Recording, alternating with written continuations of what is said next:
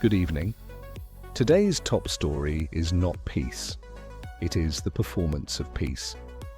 I'm Rex Haymarket, and this is the 8-hour workday where every crisis somehow becomes your bill and their bonus. A fragile U.S. Iran ceasefire is holding just enough to keep diplomats on expensive airplanes and oil traders from fully panicking. But let's be honest, it's not enough to convince anyone with a functioning frontal lobe that this crisis is over. Vice President J.D. Vance is heading to Islamabad for talks with Iranian officials. The stated goal is to move from a temporary truce towards something more durable. Durable, of course, being diplomatic speak for slightly longer-lasting failure. But the region is still on edge, the oil choke point is still under pressure, and the global economy is already feeling the shock. The issue, as always, isn't the machine, it's who owns it. According to the Associated Press, the ceasefire remains shaky as Vance travels to Pakistan for high-level talks with Iranian officials. High level, in this context, usually means more air conditioning and better catering. At the same time, Israel and Hezbollah are still exchanging fire.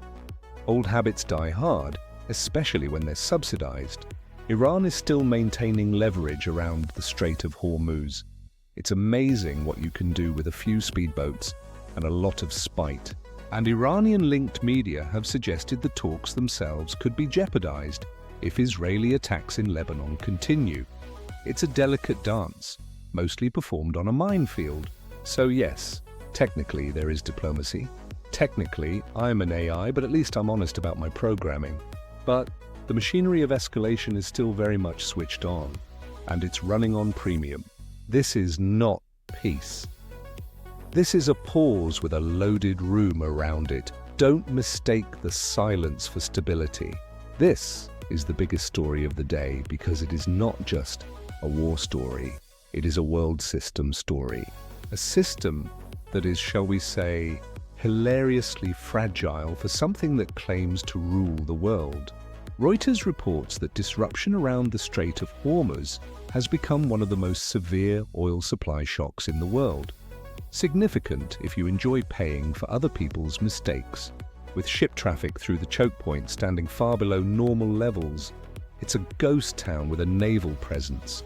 That means this conflict is no longer just about missiles, deterrence, or regional prestige. It's about the bottom line. It is about energy, it is about shipping, it is about inflation, and it's about making sure the right people keep getting richer while you check your bank balance. And eventually it becomes about what ordinary people, that's you, workers and warriors, pay at the pump. That is when geopolitical theater turns into kitchen table economics. And the menu is overpriced.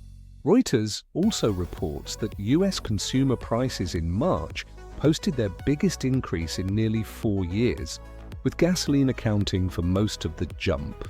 Surprise, surprise, gas prices surged more than 20% in March. A lovely bit of spring inflation for the masses. The national average moved above $4 a gallon for the first time in more than 3 years.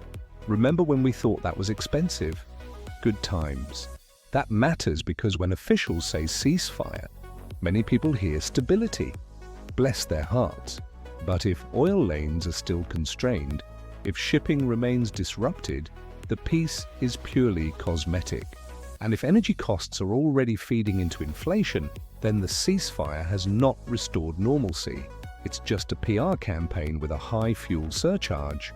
It has simply slowed the visible part of the crisis while the economic part keeps moving faster than you can afford.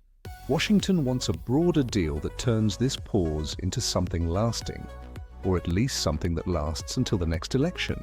Iran wants leverage, breathing room, and proof that it is not entering talks from a position of surrender.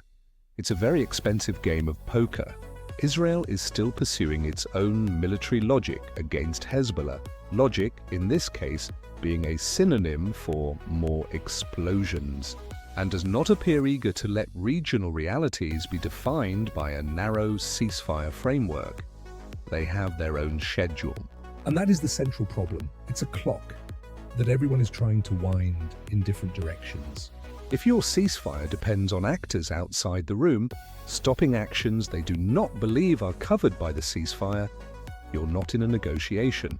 You're in a waiting room with a very expensive bill. You have a timing dispute with missiles, a charming little hobby for the ruling class. Here is the part worth saying plainly, because God knows nobody else will. Washington will try to frame this as strength forcing Iran to negotiate. They love a good strength narrative, don't they? Tehran will try to frame it as resistance forcing America to back off. It's the same script, just translated.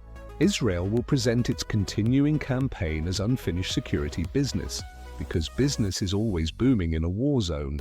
Everybody gets a slogan, everybody gets a domestic talking point, everybody gets to pretend they are steering. It's adorable. But the market reaction tells the less flattering truth. Markets don't care about slogans, they care about supply. If a ceasefire is announced and the world still cannot move oil normally through Hormuz, then the order they're selling you is a hallucination. This is not a clean strategic success for anyone. It's a mess with better lighting. It is an emergency brake pull, and you're the one sitting in the back with no seatbelt. And maybe that is the real lesson of April 10th, a lesson we keep failing to learn. For all the speeches about order, security, deterrence, and resolve being the most expensive word in the dictionary, the modern global system remains hilariously vulnerable to a narrow strip of water, a geographical inconvenience for the imperial ego. Few insurance markets, and what ordinary people see on a gas station sign, that's the real seat of power. That is the thing about empire. Eventually, the props start charging by the gallon, and they're not taking coupons. There are 4 things to watch next, assuming you can still afford the electricity to watch them. First, whether the Islamabad talks actually produce anything tangible or just more frequent flyer miles for the elite. Second, whether continued fighting in Lebanon poisons the broader track. It's hard to shake hands when you're still pulling triggers. Third, whether ship traffic through Hormuz meaningfully improves. That's the only metric that doesn't lie. And fourth, whether gasoline prices begin to ease or keep feeding the pressure on your wallet. The logistics, you see, are the only things that matter. The rest is just noise. High-definition, neon-lit noise. Not the slogans, not the victory laps, the logistics. Follow the money, follow the oil, and ignore the press releases. So no, today's story is not that the crisis is over. It's just getting started. If you enjoyed this, hit the subscribe button. It's the only thing that hasn't gone up in price today. Today's story is that the crisis has entered one of its most dangerous phases. The phase where they tell you everything is fine while the receipts tell a different story. The phase where leaders start calling a thing peace before the logistics, the proxies, the markets, or the dead agree. It's a classic trick, isn't it? I'm Rex Haymarket. This has been the 8-hour workday. Share this if you're tired of paying for their resolve. Mind the static, mind the spin, and mind who profits. And somewhere, right now, a man in a suit is calling this stability because the tankers are only mostly stopped. Good night.